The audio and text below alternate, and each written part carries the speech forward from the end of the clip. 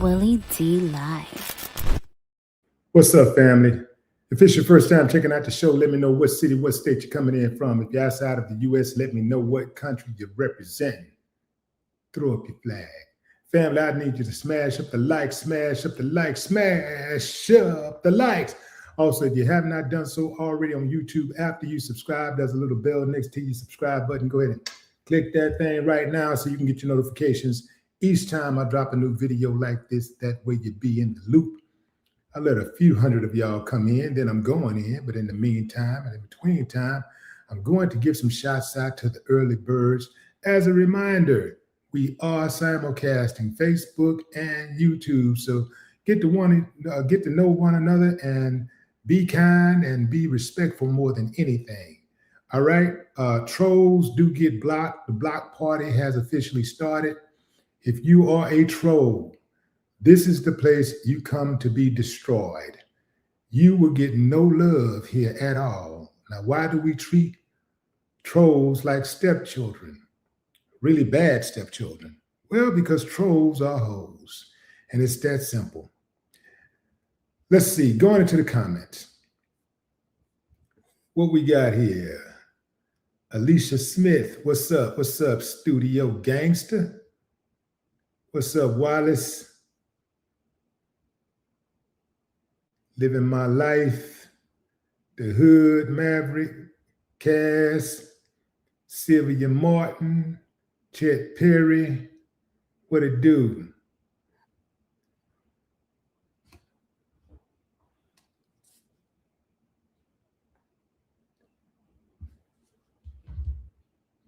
SMA, what it do? What it do?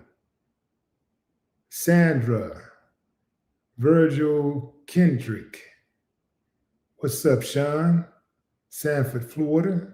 Mike Dan, what up? What up, Nashville? What is that? LA Sparkle. JJ, yo, what up? Baton Rouge, Louisiana. JC King Media. Big Diesel. All right, fam, I'm going in. I'll come back to the comments, but right now I'm going in. Got a lot to talk about. We got a squatter who refuses to leave a woman's house. Came in on an Airbnb hookup, right? Came in on an Airbnb hookup, paid for a month. After that, no more pay. Me no have no money. Yeah, so got that going on. We got a DoorDash driver who has sprayed some unidentified fluids on people's food. We got a simp who killed an innocent man. We got a Wild Wild West tragedy at Waffle House. Nobody got killed, but still and yet it was a tragedy. What happened? Trump just told on himself, fam. Trump is making these weird advancements towards his press secretary. It was really weird, fam. It's giving Ivanka sitting on my lap type vibes. You dig what I'm saying, fam? Yeah, man, it's been going down. But first, let's start with, and we also got an OBGYN, this guy who got caught filming women. Women, y'all need to listen to this. Men too, because you know they out there, they like that. You know, they like it all. We got this OBGYN who was filming his clients, filming his patients, and doing devious things to them. He got busted. We also got check this out, fam. We have an HBCU president who is being accused of being associated with MAGA, pushing MAGA policies on the cool at her school. Yeah, HBCU and MAGA? Sounds like an oxymoron. Get a rope. Yeah, man. But let's start off right here, fam. Let's start off with this Justice Department story. We like to talk about real things that's going on, that really affects us, right? And this Justice Department just confirmed in court filings that it may prosecute Comey again. James Comey, the former FBI director, was indicted. Well, a judge threw that out. The judge said, no, we're not having that. That's no good. They filed again. They threw it out again. And now the Justice Department is saying that in court documents on Tuesday that it plans to continue its efforts to prosecute the former FBI director, James Comey. The department's stance was revealed in a lawsuit brought by the former FBI director's friend and former lawyer, Dan Richman. Boy, no honor among thieves. It comes 2 weeks after Comey's previous indictment was dismissed and after a judge put temporary limits on the evidence prosecutors can use in future grand jury proceedings. In the documents filed Tuesday, in a fast-moving court battle over evidence used to investigate Comey over his statements to Congress 5 years ago, the Justice Department refers to the situation as both a pending criminal investigation and a potential federal criminal prosecution. The DOJ wrote a federal judge that Richmond's lawsuit shouldn't be able to stymie a criminal prosecution. The lawsuit, the Justice Department wrote, is actually a collateral motion aimed at hindering the government from using Richmond's property as evidence in a separate criminal proceeding. The court that temporarily locked down evidence the Justice Department had from Richmond has effectively enjoined the government from investigating and potentially prosecuting Comey. Now, here's the deal. This is why this is significant, fam. You know how sometimes, like in regular criminal cases, you'll have somebody who is prosecuted and, for some reason, the case gets dismissed or the case gets thrown out or whatever. And typically it's because the prosecution don't have enough evidence or they have some type of erroneous evidence, whatever it is, they don't have enough to bring the case forward. So what typically will happen is the prosecution, sometimes they're hell-bent on punishing somebody. So they'll weaponize the judicial system to their benefit because they know they have unlimited resources. So they can just file and file and file and file and file and just wear you down, just constantly file to try to get you. If they can't get you on this thing, they get you on that thing. Can't get you on this, they get you on that. Can't get you on this, they get you on that. Now, Comey and his lawyers are saying, hold up, man, wait a minute, what's going on over here, man? This thing has passed the statute of limitations. So there ain't no case. It ain't no case, point blank, period. You cannot bring a case once it passed the statute of limitations. And what they're accusing the prosecution of is moving the goalposts. You don't say. Yes, the DOJ has faced major issues with the statute of limitations regarding James Comey. A judge dismissed his indictment because the 5-year clock likely ran out after the initial charges were filed just days before the deadline, creating a significant legal hurdle for any re-indictment, though the DOJ is exploring options to proceed, arguing the clock paused while Comey's team insists the time has expired. So here's the initial indictment and deadline. Comey was indicted in late September 2025, around the 25th, for alleged lying to Congress in 2020, just days before the 5-year statute of limitations would have expired. A federal judge dismissed the charges, ruling the indictment was invalid because the prosecutor who presented it, Lindsay Halligan, lacked proper authority. In fact, some might say illegally tried to put a case before the grand jury. Not tried, but she illegally put a case before the grand jury. Statute of limitations hurdle.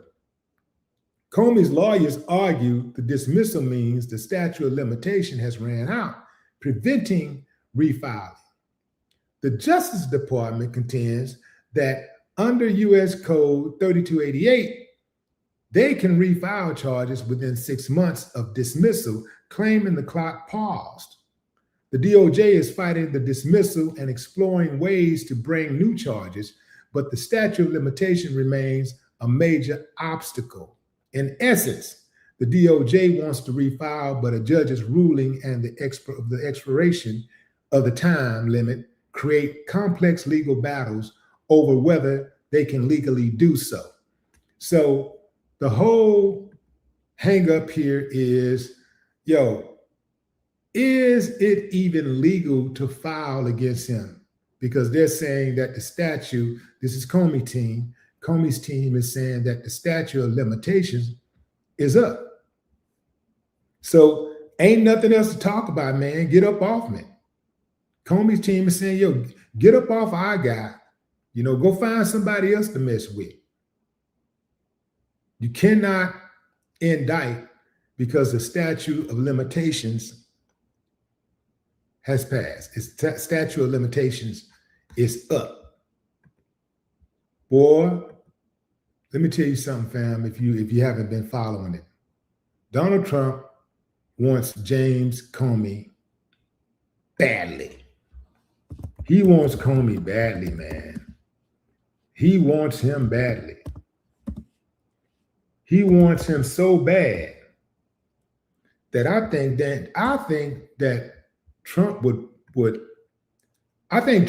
violate the laws, any laws that don't even matter. I think Trump would go in and rewrite a law.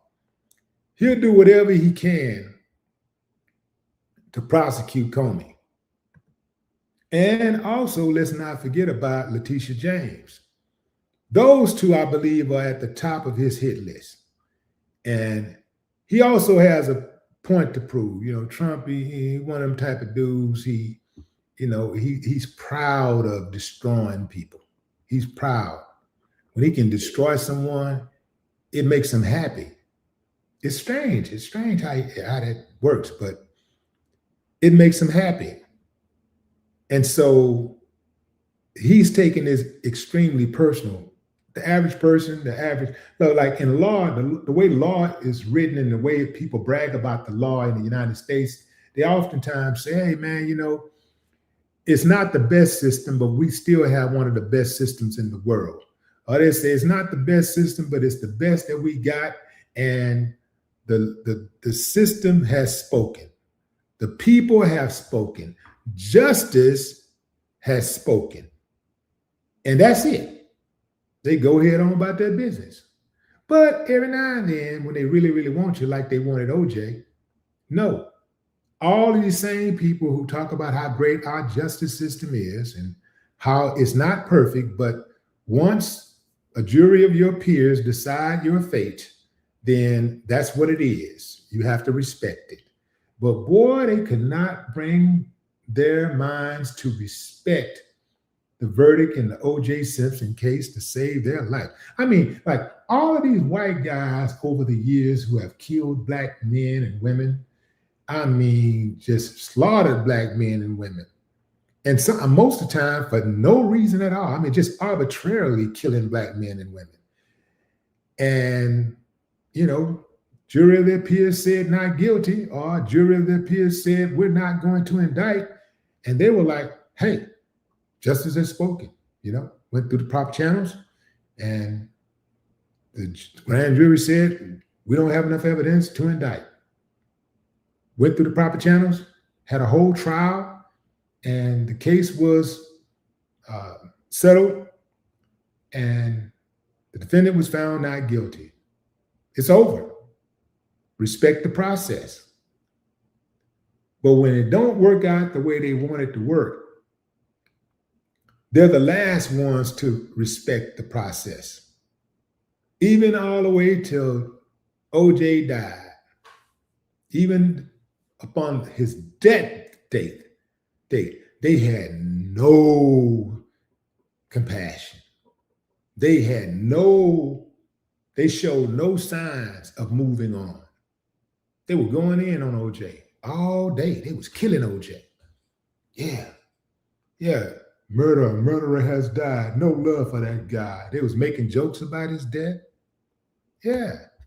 The same people who were screaming about how great this system is and how we need to respect the system and we need to respect the judgments that come down through the courts.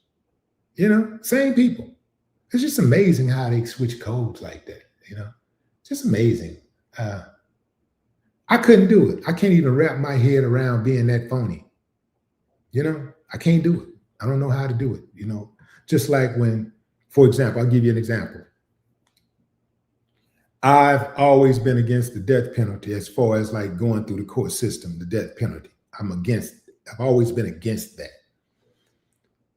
A guy killed my cousin. Now, all of a sudden, the death penalty is on the table. And now I'm thinking, well, I just want him dead. I don't care how he died. I just want him dead, right? I want him dead. So, you know, street stuff happened, right? And stuff go on in the streets. And, you know, it's a signal go out and just can't get to him quick enough before the authorities get to him. So the authorities got to him first and they put him in the system. And, you know, he went to court and all that kind of stuff. And he was found guilty and he was given a life sentence. I was like, if that death penalty can somehow happen before he goes in and go through this whole system of something, well, it is what it is. But if he goes through the system and he's found to be guilty, I don't want the death penalty to be on the table. I got to be consistent with that because it's bigger than me. It's bigger than me. It's bigger than my family. It's bigger than him, right? It's bigger than my dead cousin. It's bigger than all of that because there's too many Black people who have been killed through the years, who have been put on death row, innocent Black people who have been put on death row and were murdered by the government. And later they were exonerated. They were found not guilty. And there's also been a whole lot of people, a lot of Black people who have been exonerated, who were sitting in jail rotting for, you know, years and years and years. And then next thing you know, they were exonerated. DNA evidence proved their innocence. That happens way more than you can imagine. So it's easy for us if we don't have a loved one who's in the position where they were falsely accused and now their life is on the line. If we don't have a loved one in that position, it's easy for us to say, hey, man, you know, that's just what it is, man.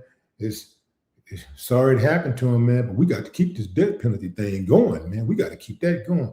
Like now, one innocent life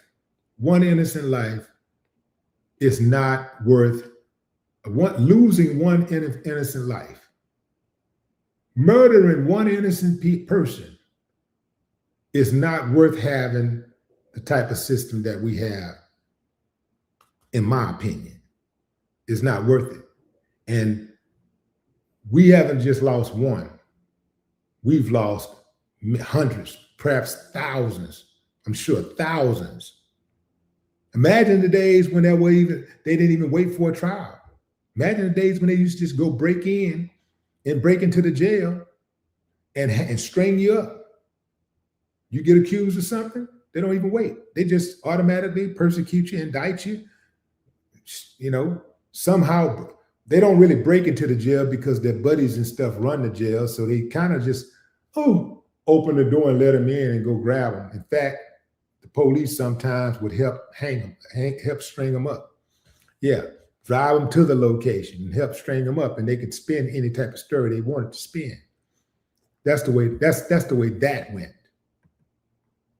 So James Comey's fight is far from over. Yeah, he's gonna have to deal with that. He's gonna have to deal with some problems. Let's get into this story, fam, about this squatter. Imagine buying a house buying a property, you paying taxes on this property, and you have someone who rents this property. After they rent for a month, they decide, I don't think I want to leave, and I don't think I want to pay anymore. Family, what would you do if that happened to you? Check this story out. This is wild. Liabilities are on me and I can't get into my property. There's a leak in the property. The water bill is escalating. I can't get in there to see what's going on. The alleged squatter originally got into the home through Airbnb, claiming that her apartment caught fire and it needed time to get repairs. Now that was back in February. Roshane Douglas says she didn't know she was opening her life up to a nightmare when she accepted Shadija Romero's Airbnb reservation almost 10 months ago. That reservation ended March 29th after 32 days, and Romero hasn't paid another dime. But living in the home for over a month apparently lets her claim some form of tenant rights, and she refuses to let Roshane enter the property. I never gave her any tenancy. I never gave her a lease. Roshane tried everything, gave her a 30-day notice to vacate, called police, went to court, and even offered Romero $2,500 to sign a paper admitting she's not a tenant and to get out. Romero signed the document, but didn't budge. November the 15th came and she told me, this no longer works for me. Do what you have to do. I'm not leaving. I went to the police with my order, and they said there's nothing that they can do, that I need to go to court, which I've done, and I do not have a court date until December the 11th. Roshane put this sign up on her home so police and neighbors would know Romero was not authorized to be there. A sign Romero covered with a sheet. I need police assistance. I was there when police helped Roshane cut it down, while Romero hid inside. It's shocking to me that you would abuse a system like that. While all this is going on, Romero's social media shows her living her best life on trips. And promoting her nonprofit. And Roshane is left paying thousands in attorney fees, the mortgage, and utilities for a home she can't even enter. The police allowed her to hire a locksmith and break in. She gave them no documents. She gave them no court orders. She gave them no lease. She just came and said, I'm locked out. This is taking me somewhere where I'm not trying to be. I'm trying to stay on the right, but for somebody to just take and do, everybody has a breaking point. I went back to the property today and saw child services show up because Shadija brought her daughter into the home while there was no power or electricity inside. Police also showed up because the homeowner's truck went missing after Shadija got back in the house. And when Shadija cracked the door open to get a package, I saw what appears to be a candles and essential oils business inside. This is unbelievable. That led to a virtual emergency hearing today. In court, it was revealed that Shadija tried to push Roshane off a ladder, took the utilities out of the homeowner's name and put it in her daughter's name, tampered with cameras, requested that Roshane pay her back for the food lost when the power was turned off. Damn. Talk about a squatter from hell. All right, fam, what y'all doing in this situation? What do you do? What do you do? I mean, let's assume you're a law-abiding citizen. I heard something in her voice. She said, this is taking me to a place to where I don't want to really be. And the homeowner is about that action, I guess, to an extent. She's like, hey, I'm trying to do the right thing right here, man. But, y'all bringing out the worst in me. What I want to know, fam, is what do you do in that situation? What do you do in that situation? Do you cry? Do you make contact? What do you do? I've been in that situation, actually. And I just moved some things around and had some people to, impress upon the person who was trying to squat that it was not a good idea and we could not be responsible for their health. Not me, but them. They got to get up out of that. Look, man, that's just not right. These laws in America, You would think that these laws were written, some of these laws was actually written for criminals. Now, I don't know if they were exactly written for criminals, but I know many of these laws was written by criminals. They were written by criminals. So one would suspect that if they wrote the law knowing how bad that law is, that somehow they were trying to protect themselves or somebody that they're affiliated with down the line. Because it's no way that makes sense where you can rent out an Airbnb and after you stay there a month, because that's what she said. She said, if the way the law works is that if you stay there for 30 days, if you stay in the house for 30 days, you can claim a homestead or something. Not homestead, but you can claim that you live there. You can claim that that's your residence. And now this person has to go through all of these legal loopholes. No, man, that's insane. That's insane. It should be real clear. You rented this house for 30 days. On the 31st day, you are trespassing. It's as simple as that. After that, the police supposed to come in and do what they're supposed to do. Or you should be allowed to extract anything inside that house that should not be there. Whether it's a bear, whether it's trash, whether it's regular trash or human trash, you should be able to extract it. So these laws have put a lot of homeowners in bad positions, and it's just not right. I don't get into fairness because, hey, life ain't fair. But I can tell you that's not right. And the people that do it get what they get. Absolutely, they get what they get. I was looking up the squatter laws in the US, and they said that there's reportedly thousands of properties with cities like Atlanta and Dallas and Orlando leading the way with significant rises in squatting. Atlanta has over 1,200 squatters a year reported. Dallas, accordingly, has a count of 475. Orlando has a count of 125. Now, it says, according to 2024 National Rental Home Council, NRHC, survey of rental owners, while overall numbers are unclear, squatting often arises in areas with vacant homes and relates to housing crisis and property disputes, not just criminal activity. All right? So squatting often arises in areas with vacant homes and relates to housing crises and property disputes, not just criminal activity. So I was just thinking about this whole squatting thing, and I had a friend in Houston who rented her property out to a family.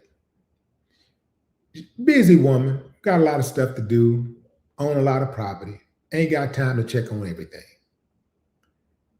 She goes by the house several months later. Maybe she hadn't been by the house in about a year. She drives by the house. The people living in her house has built an entire additional room to her house. They've extended the house. She like, what the hell? So she had to make a move to get rid of it. I mean, they didn't build an entire new wing on the house.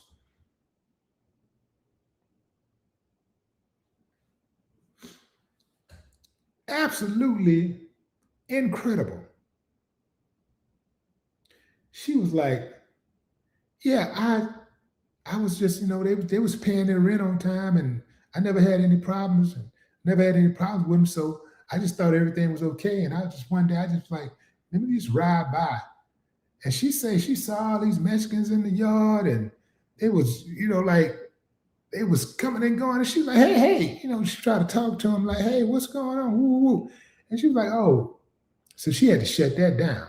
Y'all got to get up out of here, man. How you gonna be renting somebody's property? You renting and build an entire additional wing on the house. Renting. Yeah, fam. It might be time to switch real estate right now, at least until they figure out this squatting thing. Maybe it's time to just go to commercial renting or something, commercial leasing.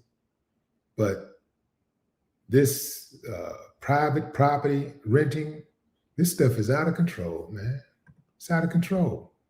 So here are some key findings in context. Reliable, comprehensive data on squatting across the U.S. is lacking, making exact figures impossible to pinpoint.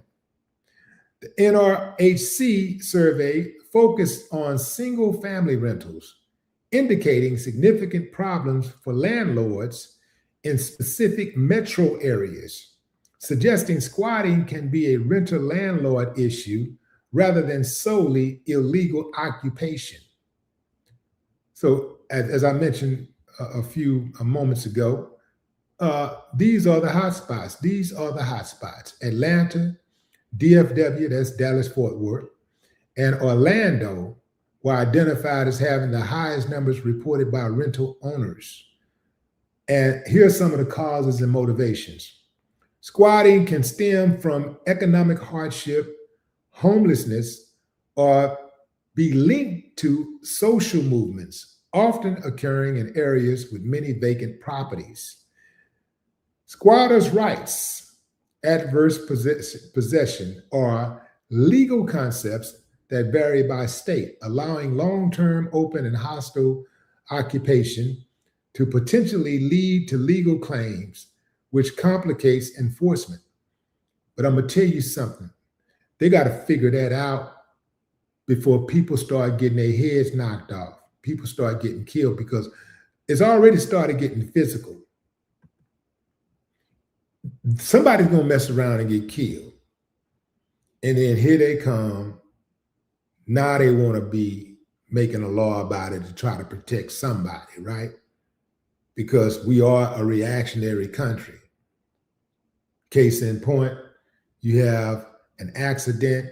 Let's say there's an intersection where you live where there's constantly close fatality issues, right?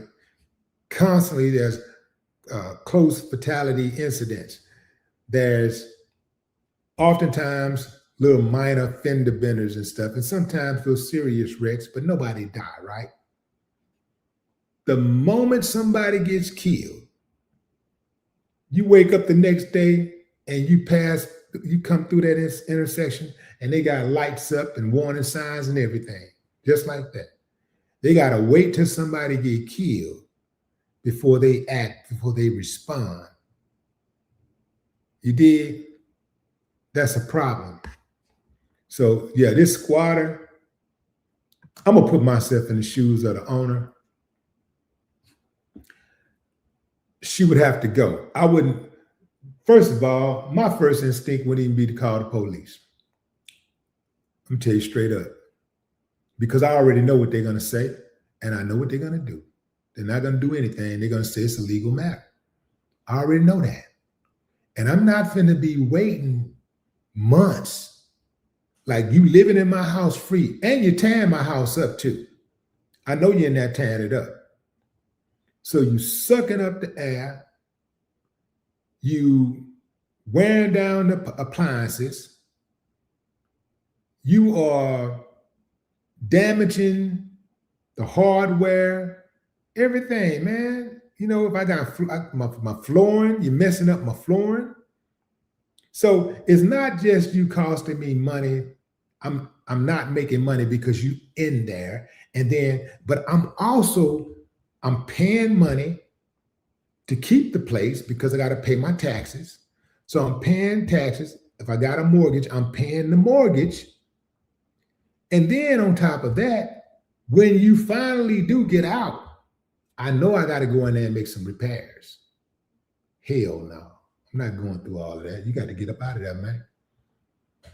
Nah, man, you're going to have to get up out of there. You got to get up off my property, man. Yeah, you got to get on up out of there.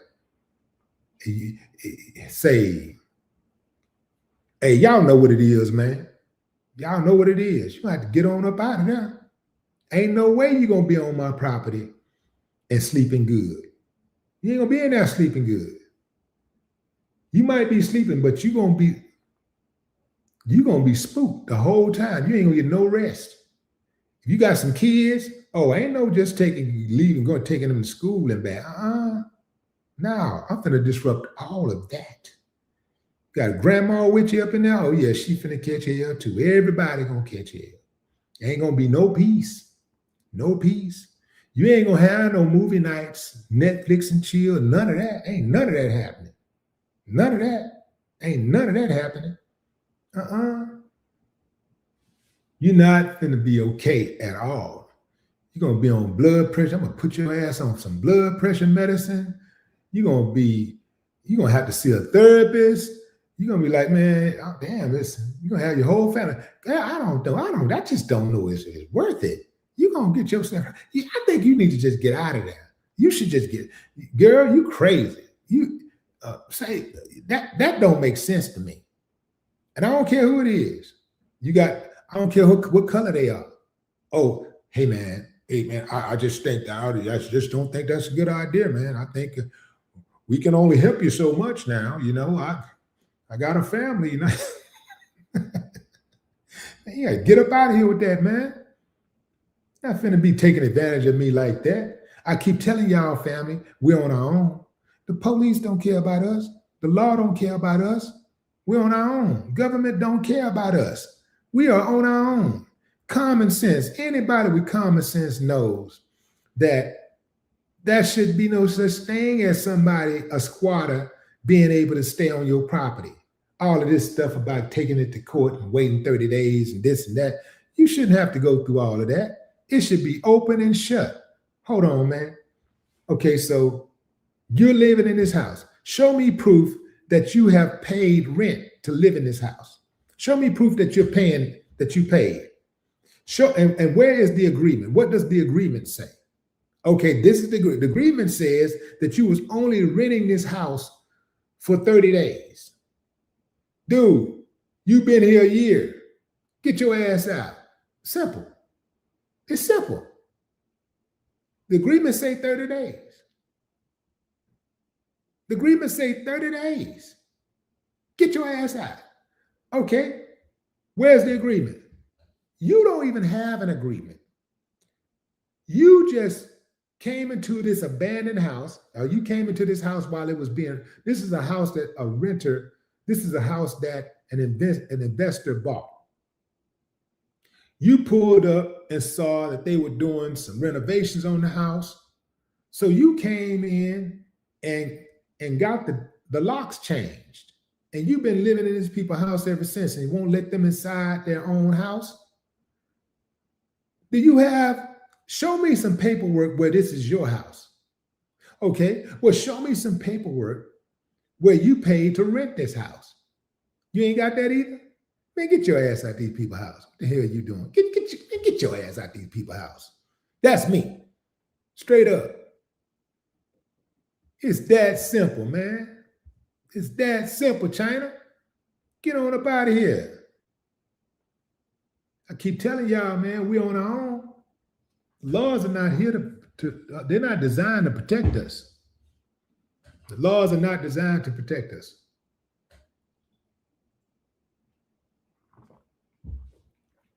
We're on our own. We are absolutely on our own.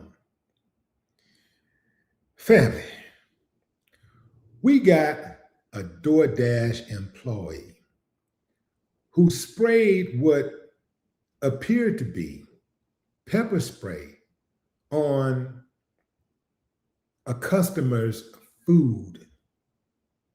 Check it out.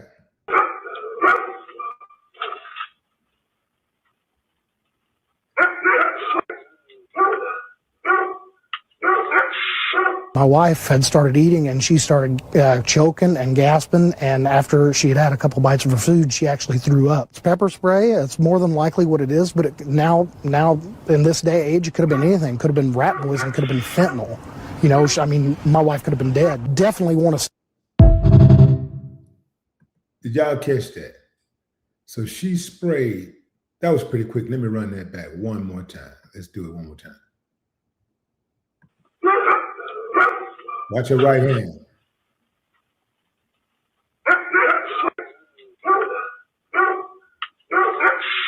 My wife had started eating and she started choking and gasping, and after she had had a couple bites of her food, she actually threw up. It's pepper spray. It's more than likely what it is, but now in this day age, it could have been anything. Could have been rat poison, could have been fentanyl. You know, I mean, my wife could have been dead. Definitely want to. You're absolutely right. Your wife could have been dead. Your wife could have been dead. Vanderburgh County is in Indiana. That's where that happened at. See, I don't do DoorDash, fam. I don't do DoorDash. I don't do Uber Eats, none of that. The only time I will have food delivered to me is if it's coming directly from the location that I'm ordering from. Only that. That's the only time. For two main reasons. One is that usually when people work for a restaurant, they have access to food. And even if they're charged to eat that food, you know, they get a little discount on the food. So usually you ain't gonna have somebody trying to pick at your food when they're working in the restaurant all day, right? So that's one. The second thing is that I'm familiar with the people that I order from. Well, if I order anything that comes to my house, I have a relationship with the people who deliver to me. I know them. It's not random people coming to my house. It's only one guy that is allowed to come to my house who works for a restaurant that I order from, but that's it. I don't even order from other restaurants. It's only one restaurant that I order from and have stuff delivered. And that's one driver, only one person. That one person only can come to my house, and I tip him well. I tip him extremely well. It's too many uncivilized mutts roaming the streets. It's too many uncivilized mutts running the streets, fam.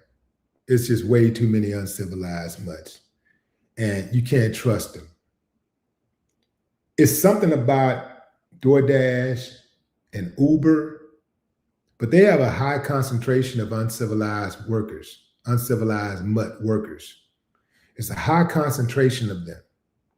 You know, and they got some restaurants out there that's like that too. They got a high concentration of uncivilized mutt workers. It's some about them, you know, they flock to those specific like job descriptions. But yeah, I don't do DoorDash and all that stuff. And you out of your mind if you order DoorDash, especially any of this delivery stuff, and that food is not sealed. You out of your mind if you order this stuff.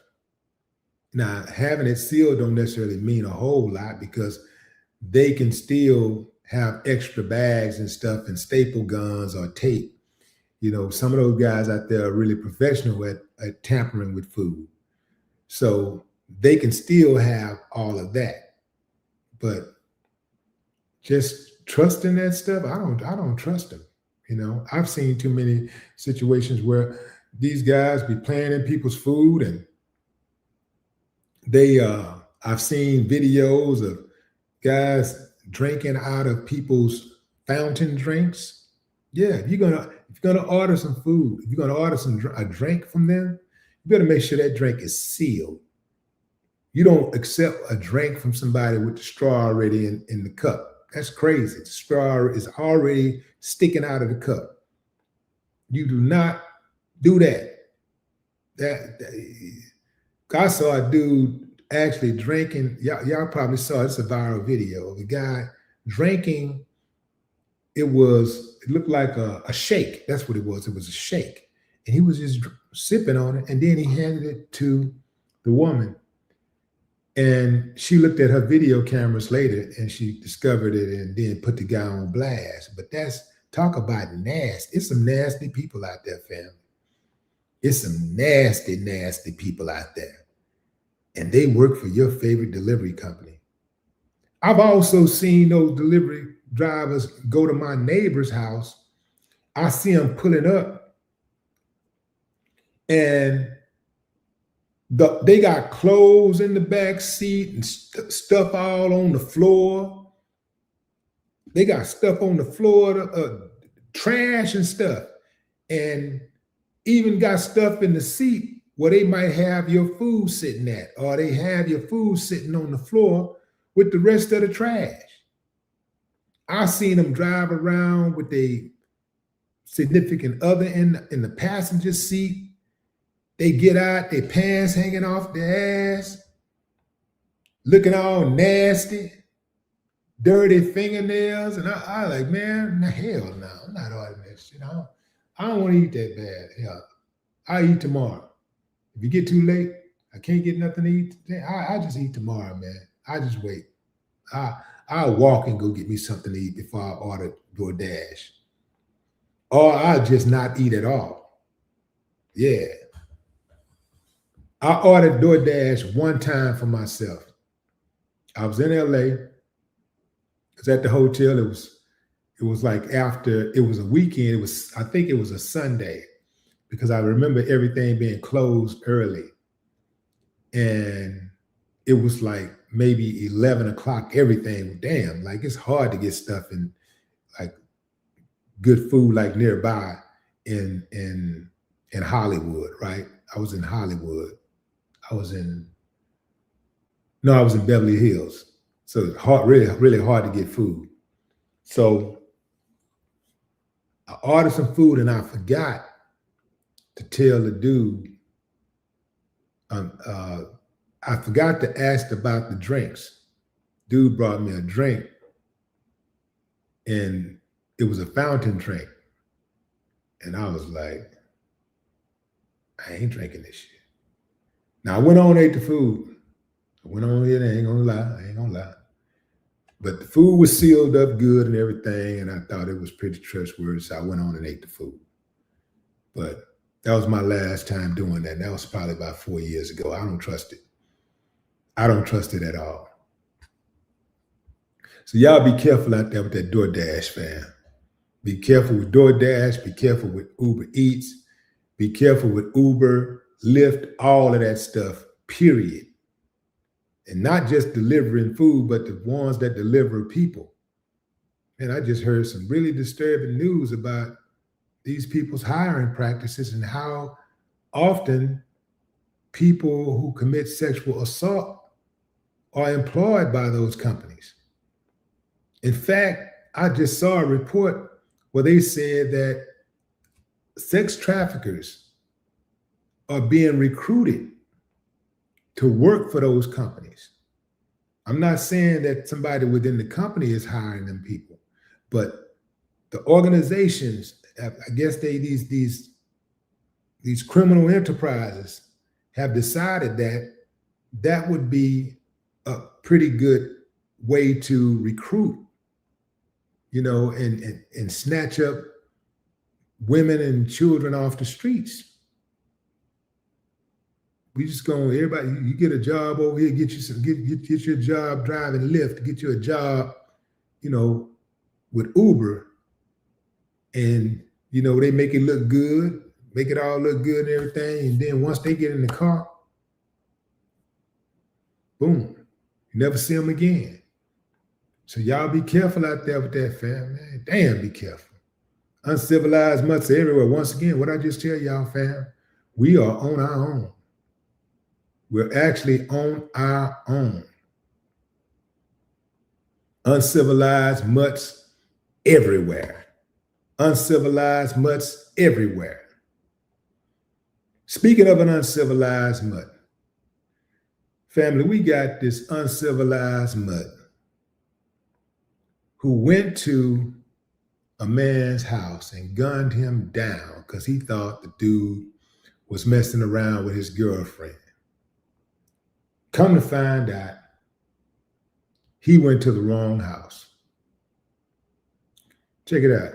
Kevin was caring. Kevin always had a smile on his face. I was actually listening to stories of people, and a lot of times you hear people say, oh, this was a good person, this is a good person. He truly was a good person. HPD says someone is in custody this morning after a case of mistaken identity led to the murder of a 23-year-old in Northwest Houston. ABC 13's Chaz Miller joining us now live with the sad details and why law enforcement says they aren't done yet when it comes to the investigation. Chaz. Yeah, Rita, the 23-year-old victim here, we spoke to his family. They described him as loving and selfless. Police say he wasn't even the person that these two suspects were looking for. The victim, 23 years old, as I mentioned, his name is Kevin Fowler. Police say that the crime that led to his death happened on November 21st on Aribo Street in Acres Homes. Officers say one suspect is now in custody. His name is Laderick Dixon, 21 years old. And police say he actually was already in jail on an unrelated charge prior to being charged for this. This charge was filed yesterday. According to police, Dixon and another suspect showed up at a short-term rental property looking for Dixon's girlfriend. They say the suspects, though, didn't know that there were two units in the property, and they went to the wrong one, making contact with Fowler and thinking he could have been involved with Dixon's girlfriend. Police say that was not the case, but the suspects fired into Fowler's car as he was trying to drive away. The 23-year-old was pronounced dead days later. His sister told us that Fowler was her mother's only son. She's doing, the best that she can. She is obviously sad. This was a very unexpected loss for us. We are helping her, by praying with her and just trying to keep his memory alive as best as we can because he would want us to be joyful and excited. So again, police say one suspect in custody, that 21-year-old. The other suspect they say involved in this is on your screen. This is a surveillance photo provided to us by the Houston Police Department. They say he is still at large. If you know anything about this individual, you're asked to call Crime Stoppers, 713-222-TIPS. You can also call HPD's Homicide Division. You can look at Laderick and tell that Laderick is a problem.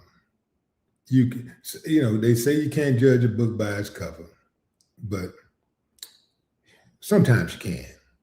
Sometimes you can. You can look at him and tell he is a problem. You can look at him and tell he's going to be a problem. How you get a girlfriend? Well, you know what? There's somebody for everybody.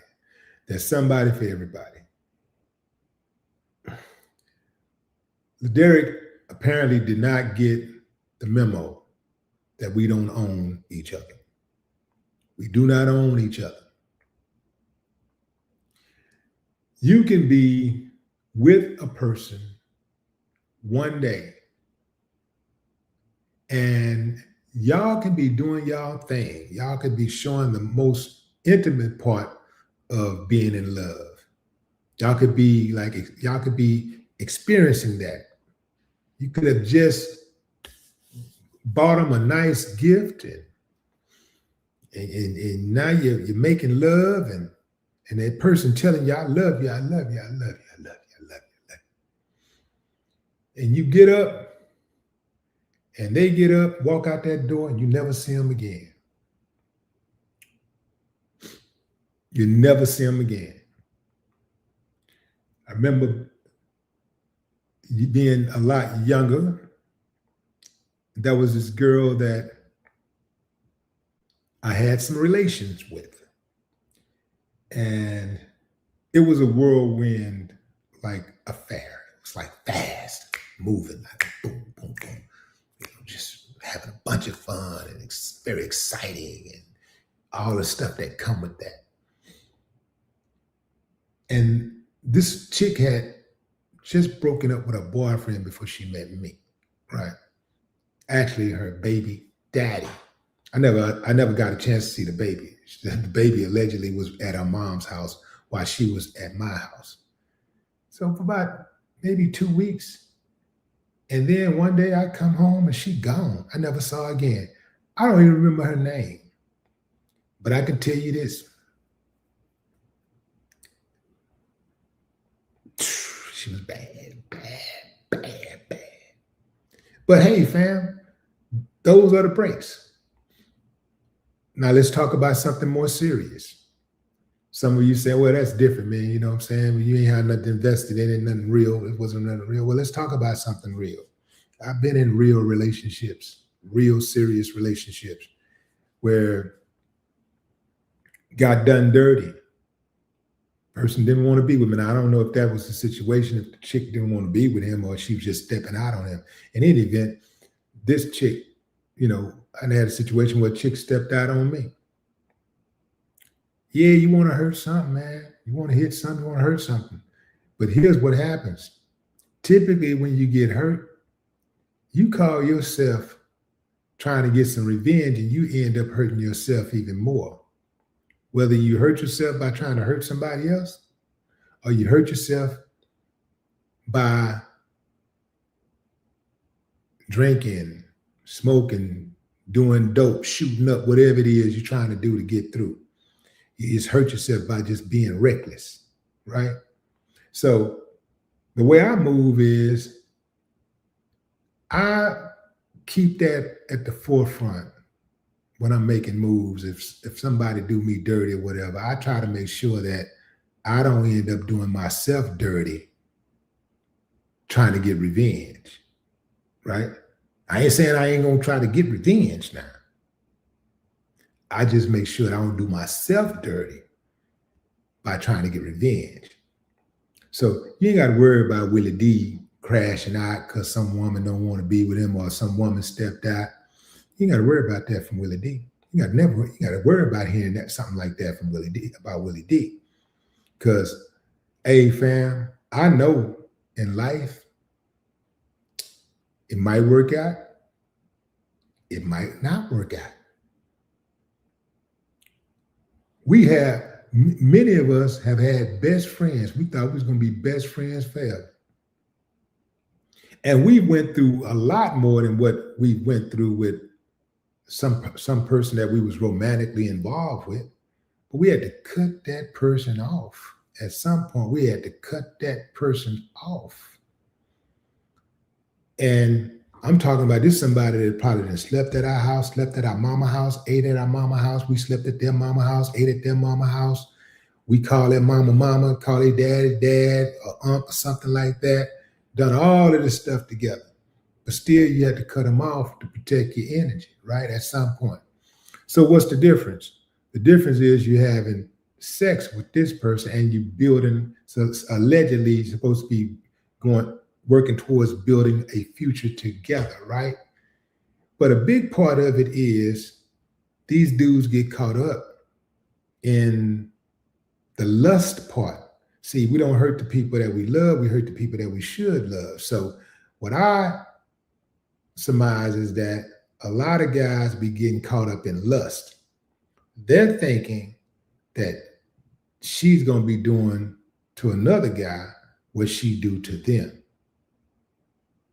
Oh, he's going to be getting the licky and the sticky, you know, he's going to be, you know, and that's what really drives them crazy. These are emotionally corrupt, emotionally bankrupt dudes. They don't really understand how to control their emotions, you see? So they make irrational decisions. They make decisions based on emotions.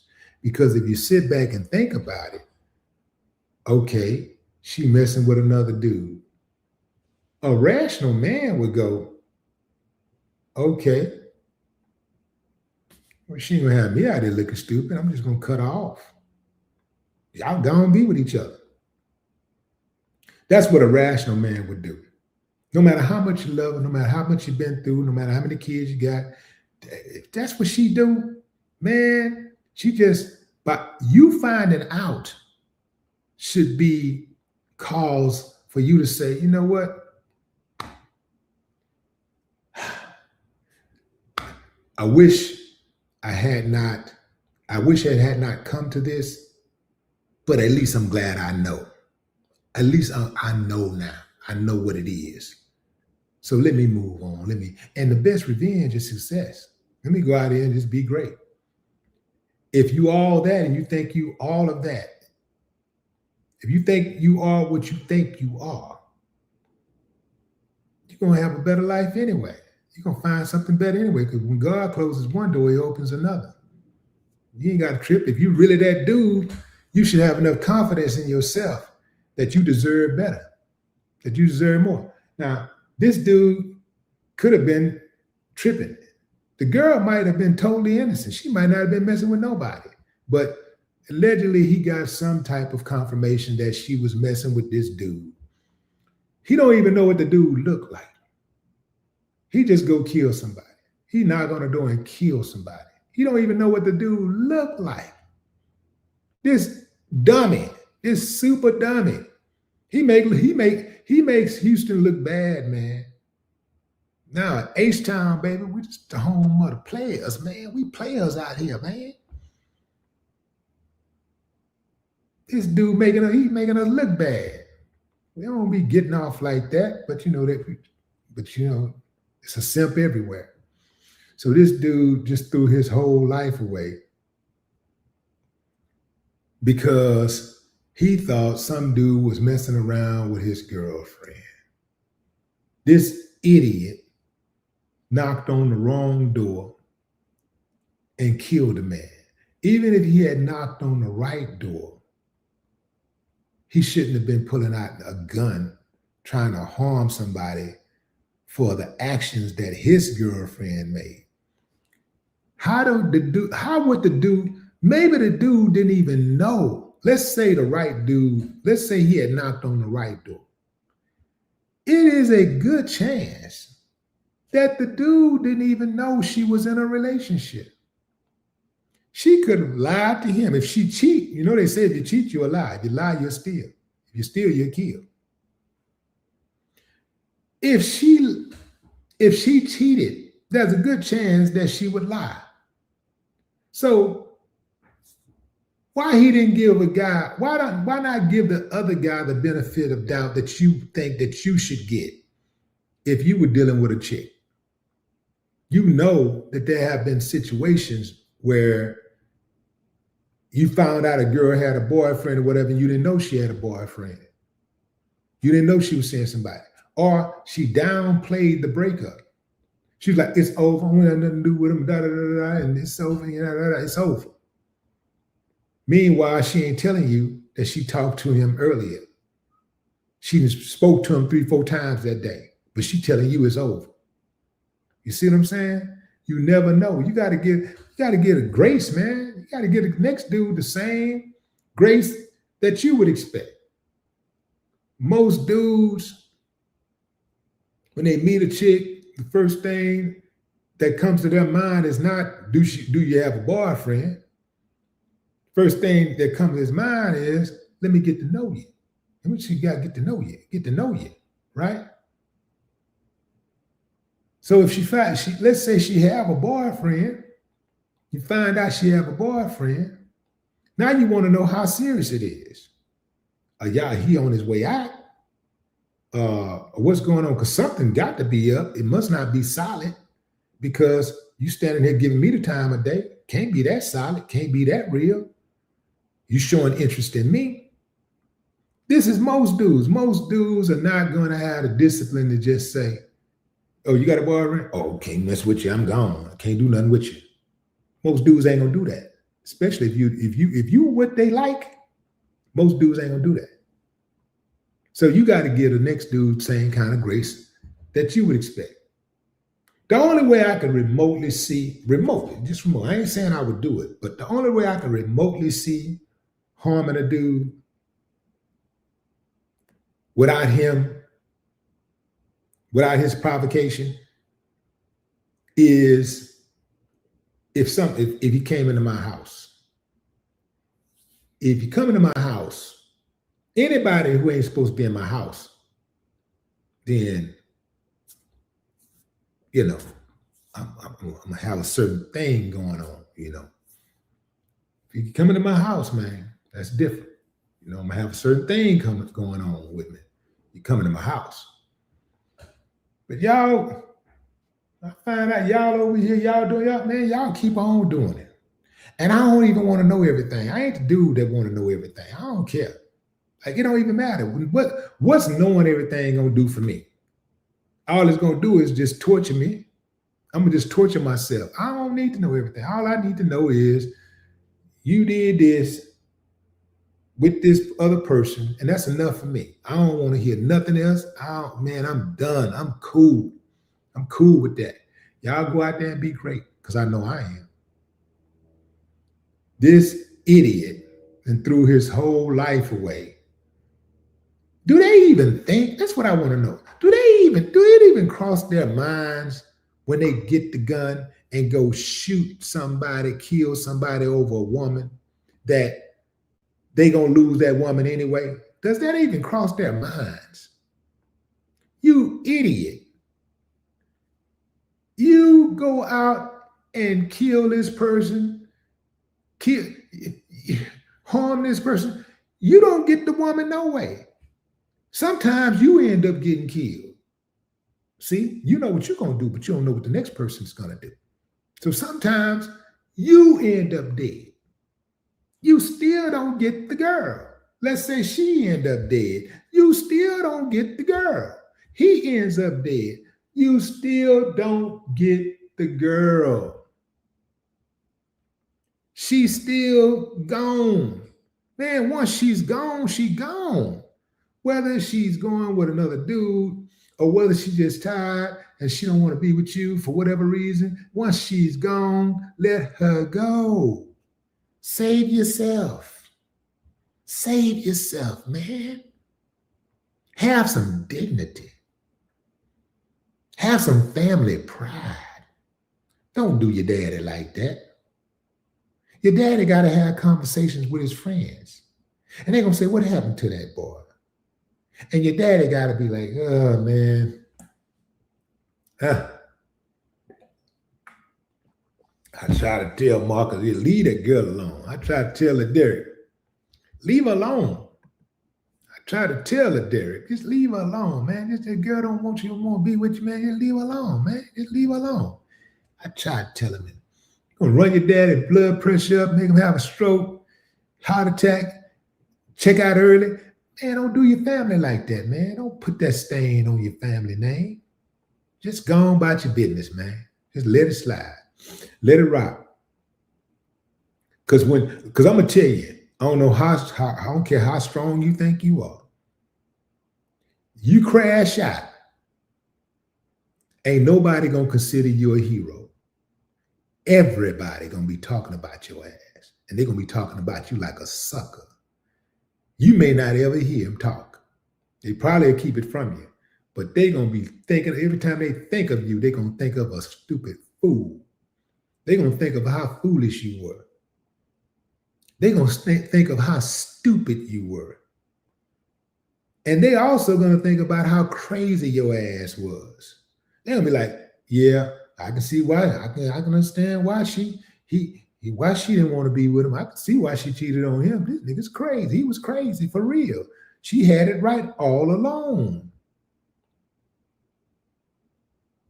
I like proving my enemies wrong. I like doing the opposite of what they expect me to do. It's crazy.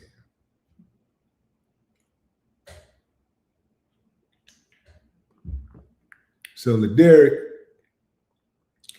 is only, I think they said he was 20-something, 21 years old or something. But Derek dumbass got to spend the rest of his life around men. How many times y'all think she gonna even come visit him? He ain't getting no conjugate visits. That's over. He ain't finna touch nothing. I bet she might even have a dude blowing her back out tonight. That just happened. That happened on November 21st. I bet you $1 to a donut, it was less than a month, probably even a week before she had another dude, if she was indeed guilty of cheating on him. I bet you it was less than a week, definitely less than a month before she had another dude blowing her back out.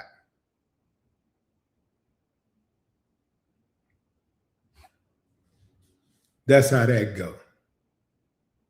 R.I.P. Kevin Fowler. Cold game, fam. All right, fam.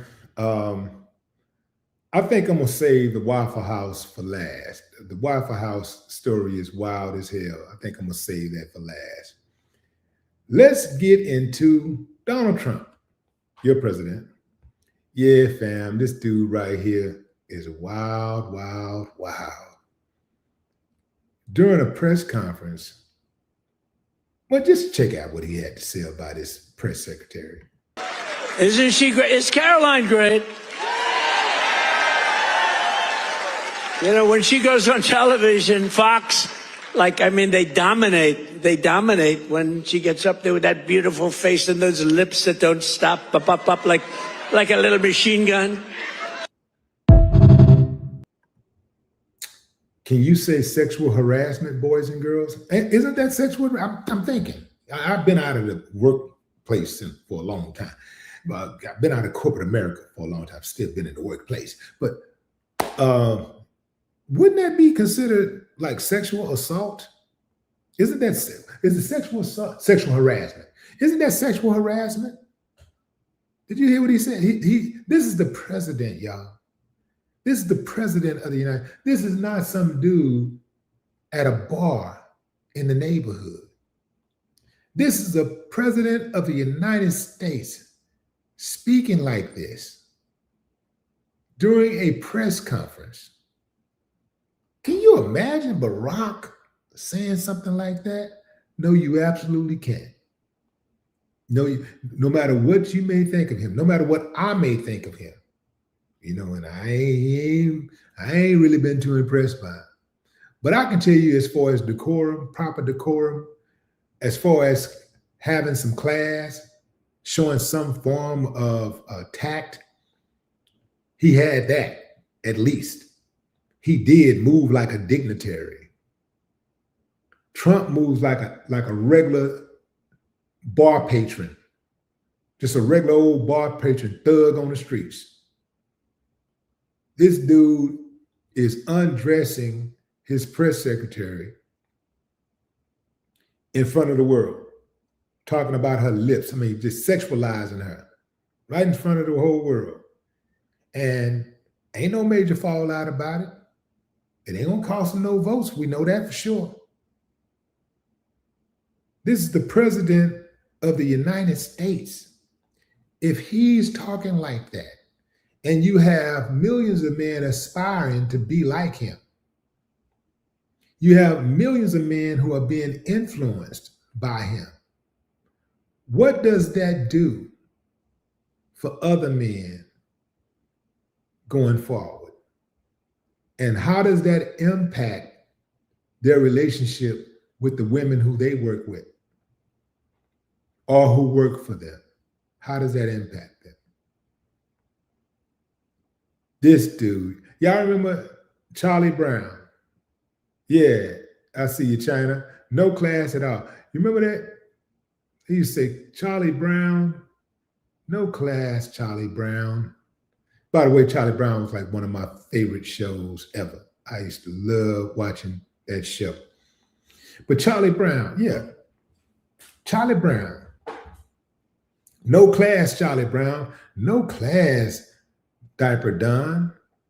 No class at all. And they just, and the reporters, with they ass kissing ass, they just sitting around laughing and giggling it up. Just laughing like it's nothing. How does this impact public decorum for politicians going forward? If the president of the United States, the guy who is the leader, the guy who sets the bar, if he is behaving like that, how is everybody else behaving? This is why I say people in this country is not serious about protecting victims of SA. They are not serious about protecting victims. It's too many people who are okay with the things that he say. It's too many women who was okay with other women filing sexual suits against him, accusing him of essaying them. It's too many women who voted for him after they heard him say that he arbitrarily grabs women by the PUSS. Yeah, without their permission. He made it clear. That's what he do. He do it without their permission. And he said they just be standing there, just staring. That's what he do. And they voted for him. Yeah, they voted for him. You can't tell me that that's at the top of your list. That's why when they was coming after R. Kelly and they went after, who else was that they went after on the black side? They were going at, it was, Puff. I already know this is just them hating. This is just them just doing this because they don't like black men. They hate black men. That's them doing that. Now, that was other people that don't like R. Kelly and Puffy for other reasons. But most of these other people, they did it because they were black men. They don't have a problem with SA. They don't really have a problem with that. They protect predators. They go out of their way to protect predators. So, it's not a situation where they're believable. I don't believe them. I do not believe them. I told you before, 95% of RAP kits in evidence rooms in police departments throughout America go untested. 95%. Does that sound like a country that's serious about protecting victims of SA? If this country was serious about protecting victims, we wouldn't have as many victims. It's part of the culture. Remember how this country was shaped from day one. Europeans came over here, rape, pillage, killing. They did that. That's what they came. And many of them never stopped. That's right, I said it. Many of them never stopped. This is why many of them also are so lenient when they have those who come into their courtroom who look like them, who are being accused of those type of crimes. I'm just going out there, Mr. Such. Good luck to you. Have a good day. That's what they get. Remember the boy who he essayed like 3 or 4 women, beat one of them up by and essayed her near a dumpster, and he got off? I don't remember him doing any time. Let me see if I can pull that up really quickly. What was that guy's? Let me see. I don't remember his name.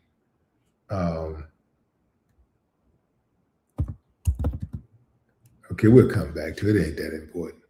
I think most of y'all know who I'm talking about, though. It's not that important. In any event, they let the dude off. And this is after he testified to what he had done. This is after the victims came through one by one and testified. They do not care about victims of SA. They do not care about protecting victims. They pick and choose when they want to apply the law. They pick and choose. I don't trust no part of it. Family. Let's get into a Wild Wild West case. This is Wild Wild West here. So we got a Fort Hood gynecologist who's been charged with secretly videotaping patients. Yeah, fam. Who's been charged with secretly videotaping patients. Let me share my screen with y'all on this. Boy, this is cold. Boy, these uncivilized mutts are everywhere. You can't miss them. Can't miss them. Fort Hood gynecologist charged with secretly videotaping patients. Amid an investigation by the U.S. Army, a Fort Hood doctor accused of sexual assault is facing charges for secretly videotaping his patients. Dr. Blaine McGraw. Dr. Blaine McGraw. Let me pull up on this sucker. Take a look at this uncivilized mutt. Oh, I don't have a picture of him. Oh, I got to get that picture. I got to get the picture. You know what I'll do? I'm going to change reports. I gotta show y'all this uncivilized mutt, fam. You got to see him for yourself so you'll know how to avoid him. Yeah, you got to see him for yourself. This uncivilized mutt right here. He is. Look at him. That's him. Fort Hood doctor accused of sexual misconduct, charged with secretly recording patients. That's the uncivilized mutt.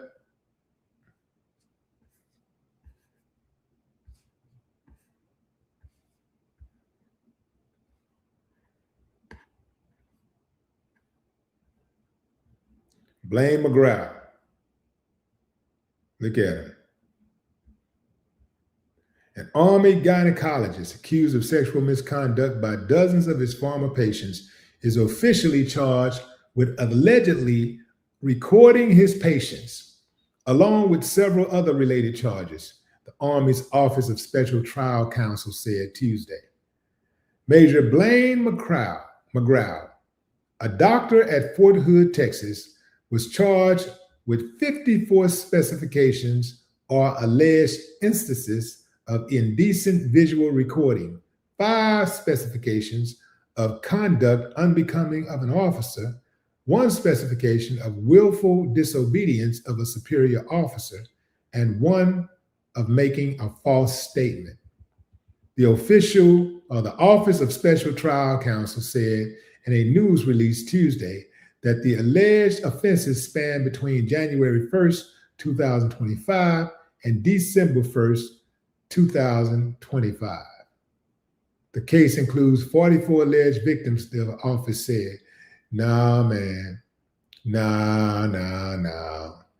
It's been way long. He's been operating way longer than that.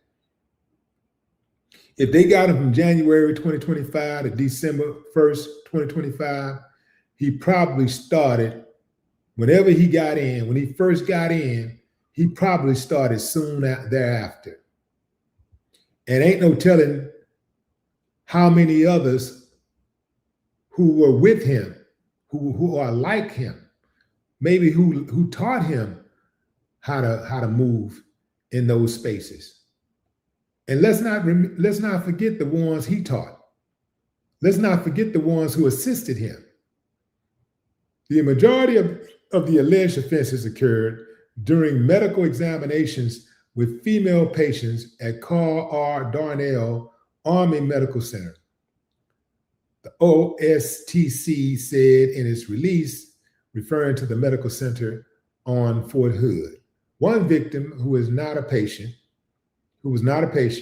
was secretly video recorded at a private residence off the post near Fort Hood. The OSTC, which exists in each military branch, was established in 2023 and is primarily responsible for handling crimes such as sexual assault, murder, domestic violence, and more.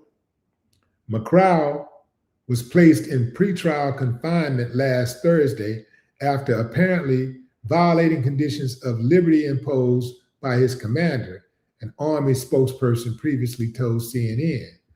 McGraw is facing allegations from dozens of women who say they were victims of sexual misconduct as patients of McGraw's.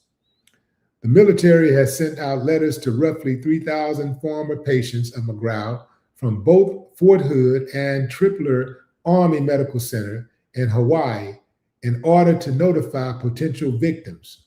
And while the charges are only related to incidents in 2025, CNN has reported there were complaints made against him in 2022 and 2024. Some alleged victims who spoke to CNN said they tried to sound the alarm on McGraw's behavior in years past, but felt they were brushed aside or that their complaints were lost in a frustrating bureaucratic reporting process. Those concerns were echoed Tuesday in a letter to the Pentagon Inspector General from the Senate and House Democrats, who demanded accountability for what they called an immense failure at every level to protect and support women. We request that the DODIG investigate to determine whether personnel within the Army properly followed procedures to timely report allegations of sexual misconduct to law enforcement, and whether other sexual assault prevention and response procedures and existing protections were followed or not, the letter sent on Tuesday said. Officials will now set a date for a preliminary hearing, which is required before the charges can be referred for trial. The preliminary hearing officer will thoroughly review the evidence to determine if there is probable cause for each charged offense and issue a report, which the OSTC will review and determine if the charges should go to court-martial, the office said in its news release.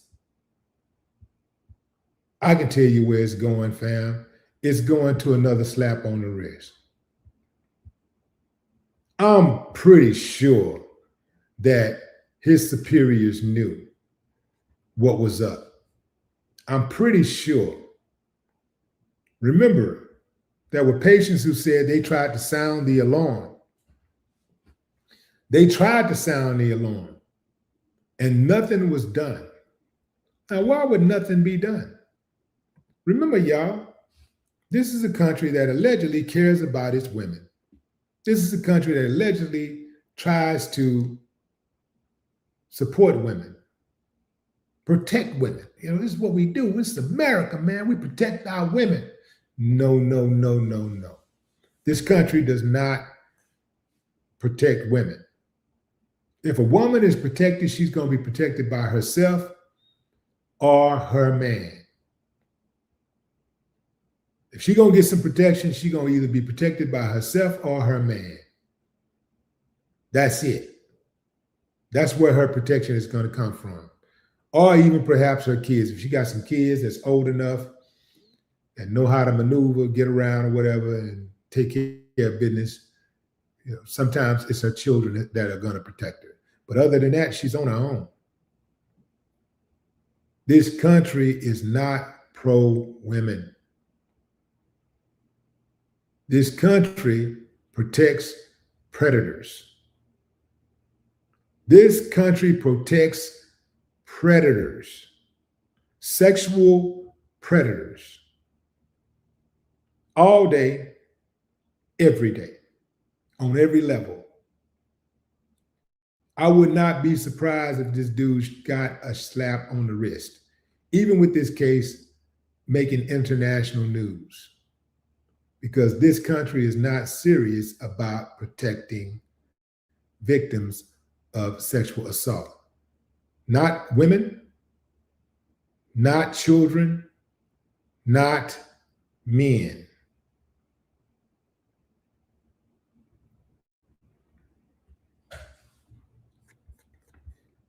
This guy should be brought to Times Square. He should be brought in the middle to the main street in the city and be given 50 lashes.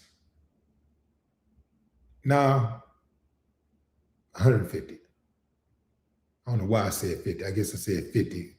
I think I heard Ice Cube say 50 before. 50 lashes. Somebody get 50 lashes. 150.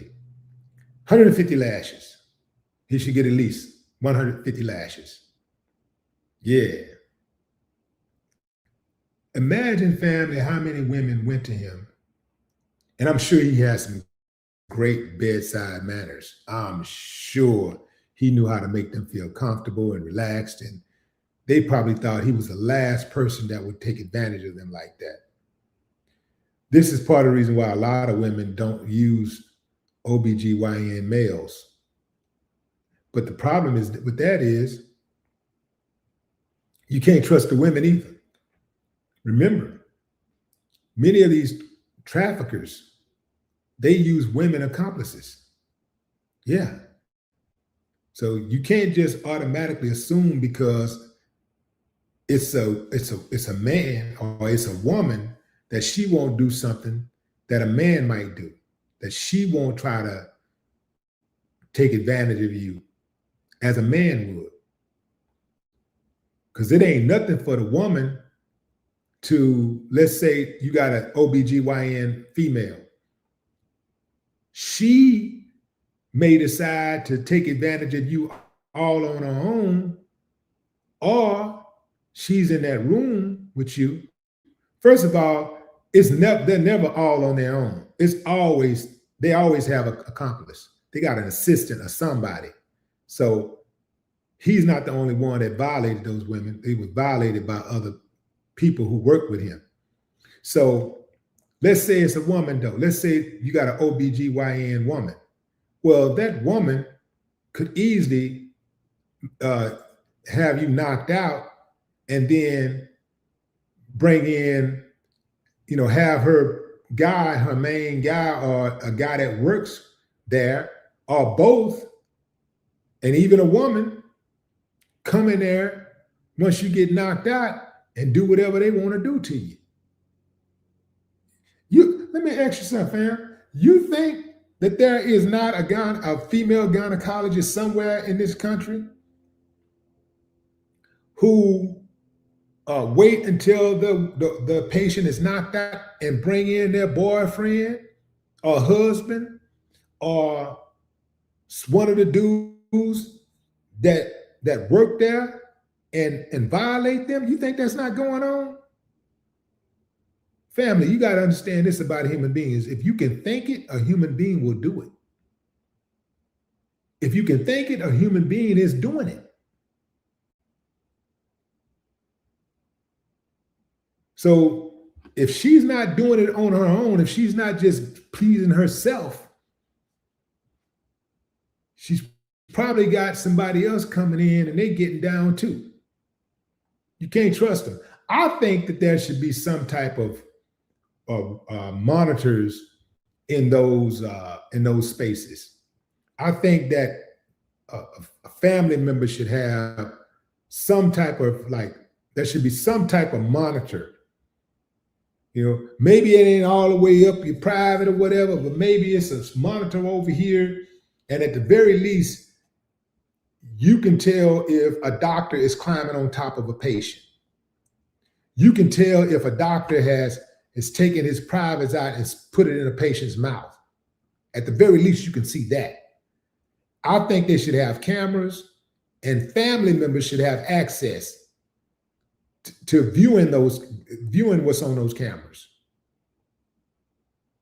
I also think that there should be a third party. I wouldn't say a third party because third parties are freaks too. It needs to be somebody who got something to lose.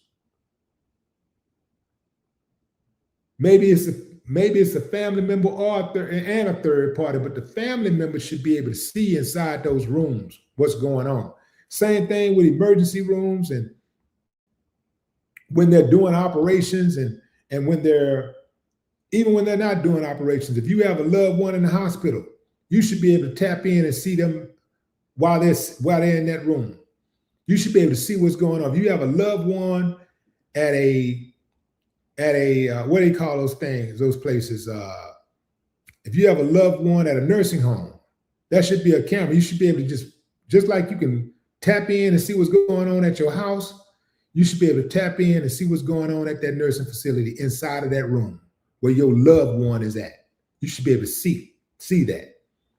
And the only reason why they don't have those cameras there is because they know they're going to have lawsuits out their ass. They know those lawsuits are coming because they know they're not right. They know they're not packing fair. That's the only reason why they don't have those cameras in those rooms. There should be cameras in those rooms. Anytime you go to anywhere where your loved ones are being cared for, where you are being cared for, there should be cameras.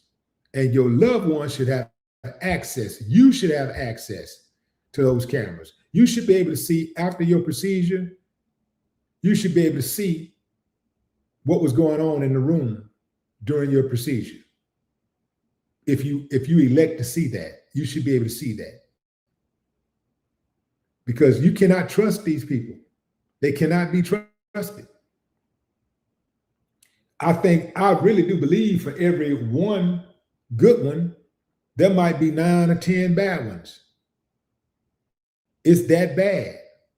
And also remember, it's a culture. So when you get a good one that come in, a lot of times a good one, they're going to try to turn bad or run them off.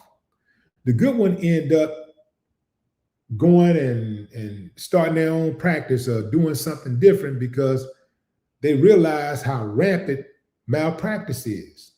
They realize how rampant criminal activities are in these doctor's offices. Yeah. So this guy right here, make sure you avoid him by any means necessary. He is the monster that they say he is. Well, allegedly. Yeah. So, family, let's get into the Waffle House. Man, the Waffle House. Let me explain something to y'all, fam. If you go to a restaurant and it's fast food, you should also go in with the idea that they are probably pretty good with their hands. Fast food, fast hands.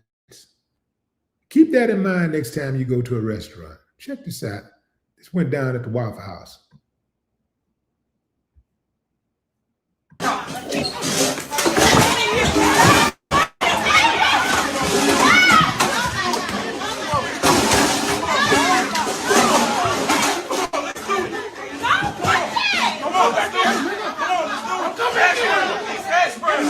It's hash brown. Get the fuck out. They go for hash brown, boy. Get the fuck out.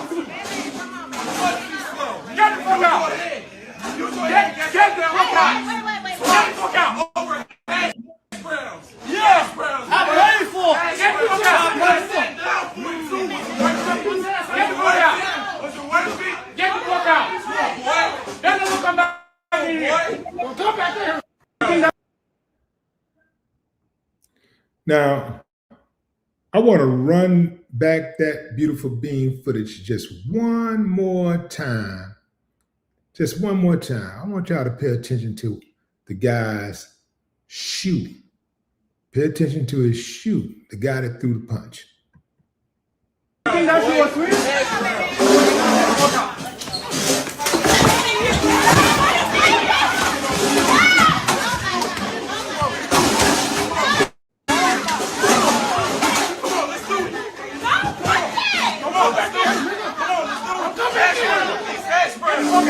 hash brown. Get the fuck out. over hash browns, boy.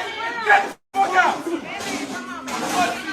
Get the fuck out. Get the fuck out. Get the fuck out. Over hash browns. Yeah. Hash browns. I paid for it. Get the fuck out. Get the fuck out. What's the worst beat? Get the fuck out. Then don't come back in here. Don't come back here. All right, fam. So all of that was over some burnt hash browns. The dude said he had some burnt hash browns and he wanted to get them, I guess, replaced or something. And, they gave him some backlash. So he decided it was a good idea to swing on the employee.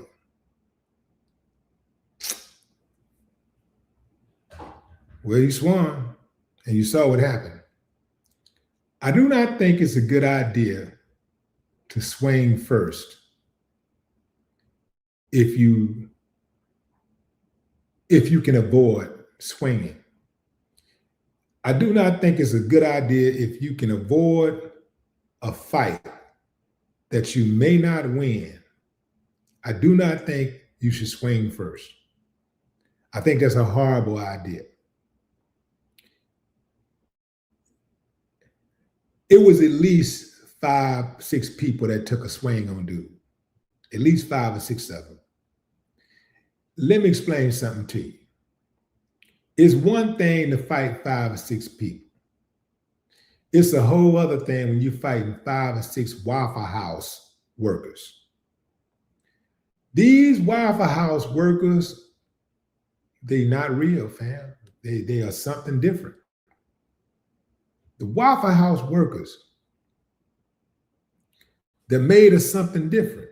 They like them Popeyes workers. Man, you can't win no fight against no Popeyes workers.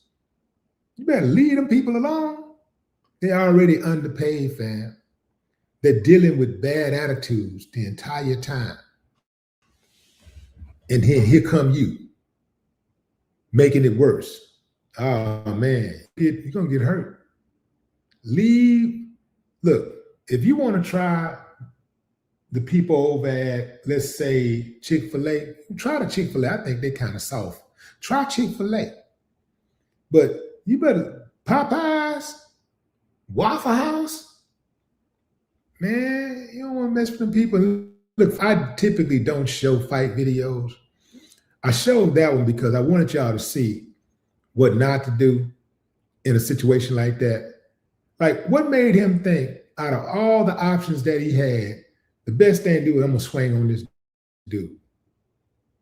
I'm going to swing on this dude. And he had to go up top to swing on him. And he got washed real quick. The dude that he swung on first, he could have handled it all by himself. But he got extra help from the other employees. I mean, it was a team effort. I mean, when they talk about teamwork, make the dream work at Waffle House, they're really serious about that. I didn't know that they were talking about whooping ass though, but yeah, they put hands on that boy. That's a bad idea, man. You leave them people alone. You leave the Waffle House people alone, man. They're not cut from the same cloth that other workers are cut from. They said that it is hundreds of violations or threatening incidents that occur nationwide at Waffle Houses. I just wanted to look up some statistics really quickly. And it says that Waffle Houses are often, these are some of the key points regarding violence at Waffle House. So they said that Waffle House are often open 24 hours a day in busy areas, making them targets for late night crime, sometimes involving intoxicated individuals. Fights and other incidents often go viral on social media, contributing to the restaurant's reputation for violence. Employees frequently report working in dangerous environments with a constant threat of violence, often with no trained security present. The Union of Southern Service Workers has organized strikes and petitions demanding better pay and safety measures for employees who face these risks. Incidents vary widely and include fist fights between customers and/or employees, customer attacks own employees, sometimes involving headlocks and punches, armed robberies with at least one employee shot and killed during an incident in Georgia, shootings, including the high-profile 2018 mass shooting in Nashville, Tennessee, where 4 people were killed. Y'all remember that? And the brother wrestled the gun away from dude and held him for the police. I would have shot him. Lack of centralized data. Data is localized. For example, a request for police reports at 7 Waffle House locations in the Myrtle Beach area over an 18-month period, January 23 to June 24, revealed 38 incidents at one specific location. The top reasons being public disorderly conduct and trespassing. So that is one of the biggest reasons why, those are some of the biggest reasons why there's so much conflict, physical violence at Waffle Houses throughout the nation. People go in there late at night, oftentimes they're intoxicated and they have bad attitudes. I used to go out to eat early in the morning, late nights, early in the morning, after the club and all that kind of stuff. And I noticed that, people have some of the worst attitudes when they're leaving the clubs. Oftentimes, people leave the clubs and they show up at these places. A lot of dudes show up, and then some, also women who struck out. Think about what I'm saying, fam. Oftentimes, people leave the club who struck out. They didn't pick up the chick they wanted. They didn't get the guy that they wanted. So they want to eat. They upset. They go in, they got attitude. And they're drunk. And now they don't know how to act. They're talking loud. Nobody has any type of courtesy. And you have these type of things that happen. So I stopped going to restaurants after hours. I don't go to after hour restaurants.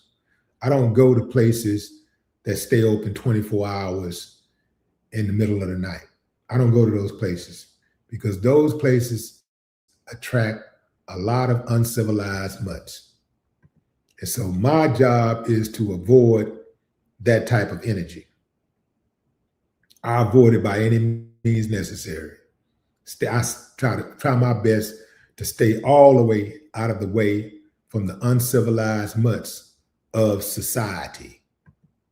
So bad business, bad business.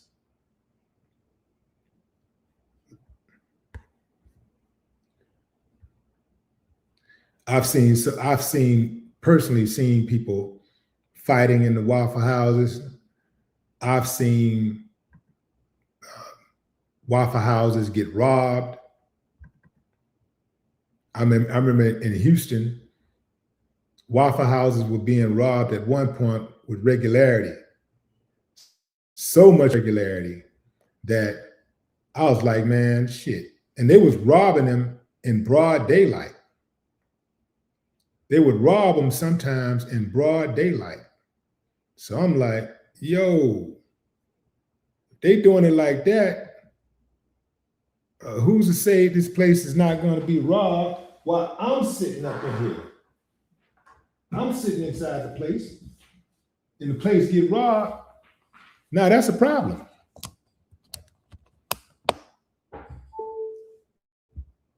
Because when they rob these places, they're not just robbing the establishment. They go through and tell people, tell the customers, hey, take that off. So they taking your jewelry off, taking your phones. If you got any kind of money on you, taking your money, taking your credit cards. They going in, and oftentimes they're going in with crews. It's 4, 5, 6 of them. And they robbing everybody. Man, I ain't trying to be in that kind of situation. Even if you're right, a jury might find you guilty if you gun one of them down. They might find you guilty.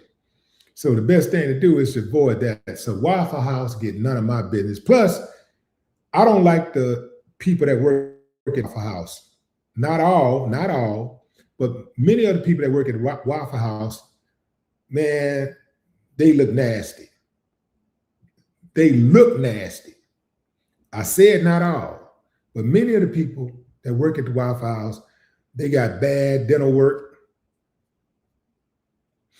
walking around with their pants hanging off their ass, dirty fingernails, hair all over the place, you know, talking all over your food, you know, like, and the food is okay to get you through the day or get you through that moment. But overall, nah, the food ain't really, it's really not worth it. The way they get you in though, because, you know, you can get food for a pretty decent price. That's how they get most people. You can get food for a pretty decent price and you can get the food almost at any time of the day. So if they're open and everything else is closed, where you going? If you're hungry, you're going to the Waffle House. So that's how they do it. I'm not with that. I'm not with that. And here's the deal. If you are going to go, if you are going to be with that, you better make sure you do not go in there starting no fights, because you probably going to get whooped if you go to the Waffle House starting a fight, because it's almost like they know how to they hire people that know how to fight. It's like, can you fight, sir? Well, what we're going to need you to do is climb inside of the ring right now, and we want to see what your jab looks like. Okay, that was pretty good. It's like that. It's like, instead of asking you where you worked at and all that kind of stuff, they ask you, how many fights have you had in the last year? You know, are you quick to anger? How would you handle it if a customer threw water in your face?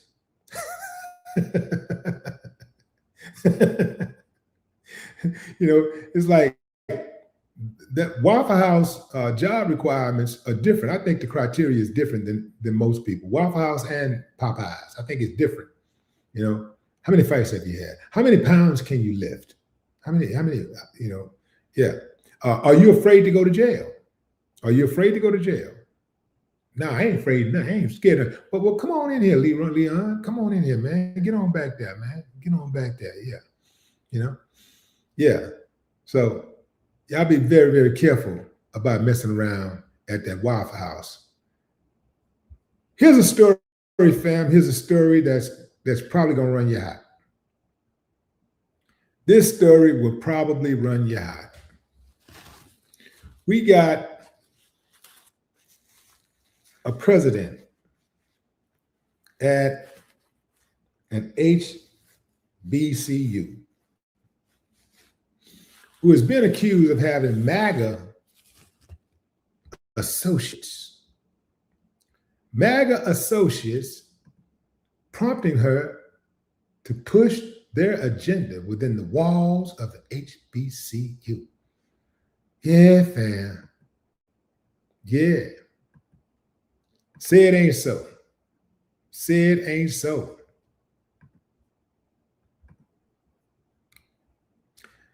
That's her right there, y'all.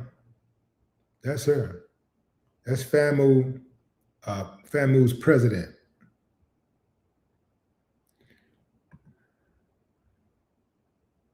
Let's get into the story. Let me see here. We'll share my page right quick. Let's get into the story, fam. So we have,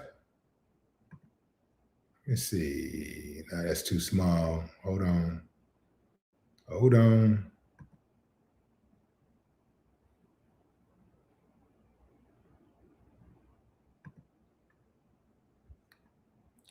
FAMU launches donation app as alum giving drops under 20 million amid tenure of president critics call MAGA Marva. MAGA Marva. Florida A&M University is finding innovative ways to boost donations amid a sharp decline in alumni giving.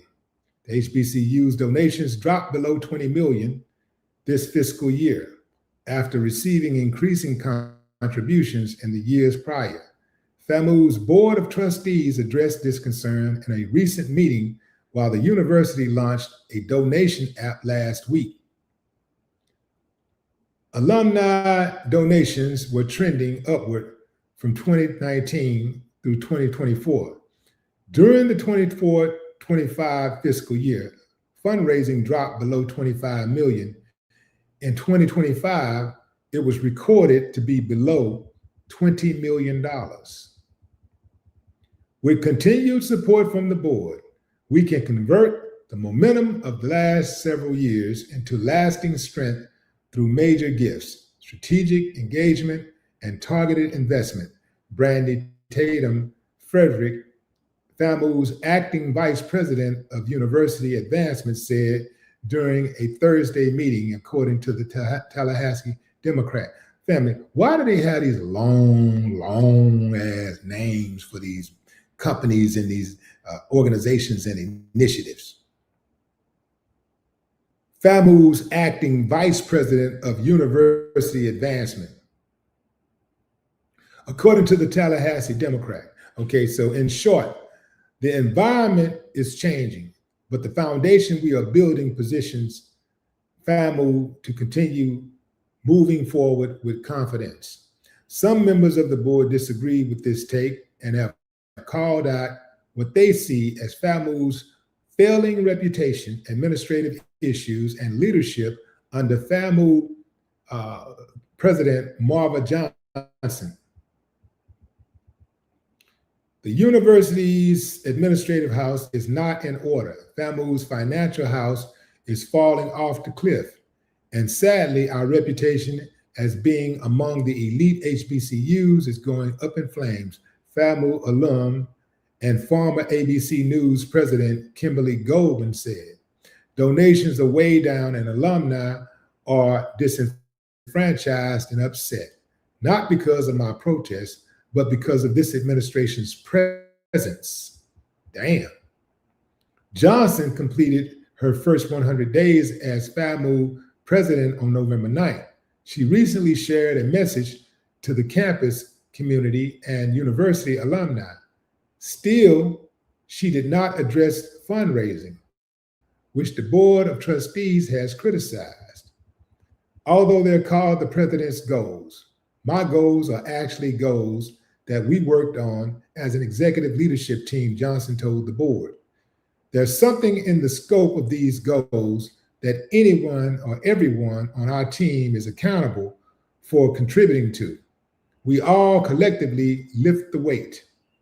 FAMU Foundation board member Shakisha Kidd said Johnson should use her connections to attract fundraising efforts. Fundraising is her job, Kidd said. As fundraiser in chief, the goals of the annual giving campaign should be tied to her performance. These are her relationships that she should be bringing to the foundation, not the foundation doing the work alone. As Blavity reported, both Godwin and Kidd had previously opposed Johnson's candidacy as FAMU president due to her ties to Florida Governor Ron DeSantis and Republican Senator Rick Scott. Johnson received the nickname MAGA Marva from her critics. So they're saying that this woman has these close ties to Republican leadership, and that's a problem. But she got in anyway, and she won't even use her relationships to help draw money to the university. Now, I got a question, fam. Why, oh, why would someone like Ron DeSantis be interested in helping an HBCU raise funds? Why, oh, why would he be interested in that?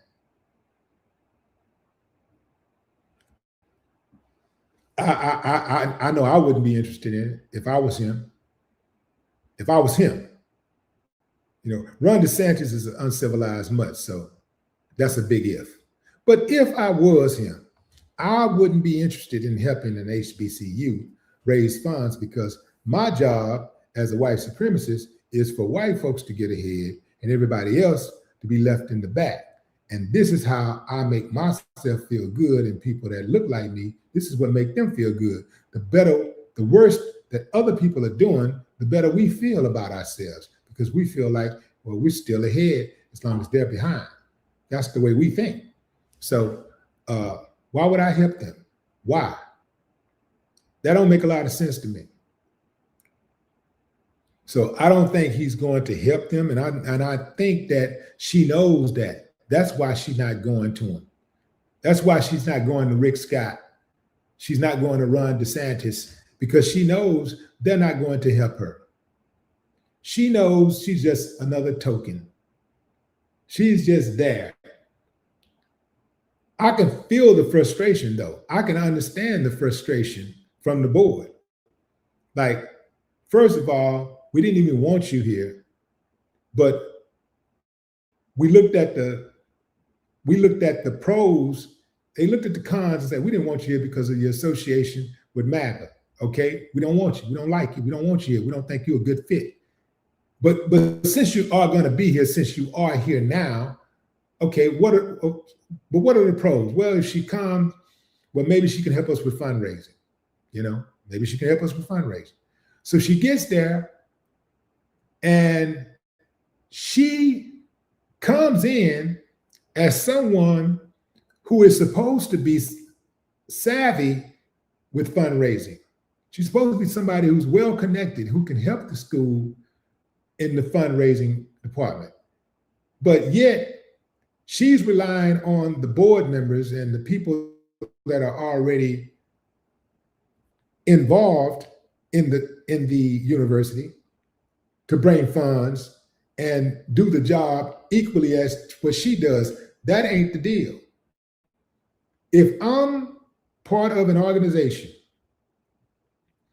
and we know that we need fundraising, and we identify a person who is supposed to be a fundraising guru, a fundraising champion, a fundraising star, then my problems are solved. We bring this person in and voila, we got the money now. We got the money we need. At the very least, that's how she comes in and she does the job to protect her job. She knows that's why they brought her in. So if I bring you in to raise money and you're not raising money, I'm talking about big money. If I bring you in to raise money, you shouldn't be looking at me to raise the same amount of money you raise. That ain't even my job. If I bring you in to raise money, you're the money-raising king. Well, go out there and raise. Or you the money-raising queen. Go out and raise some money. So I understand the frustration. I've been in those type of organizations, been a part of those type of organizations where you bring somebody in who's supposed to be good at raising funds and they don't raise nothing, which begs the question, did they really do any work prior to you getting on? Like, was somebody else really raising those funds? Was somebody else really responsible for those funds being raised?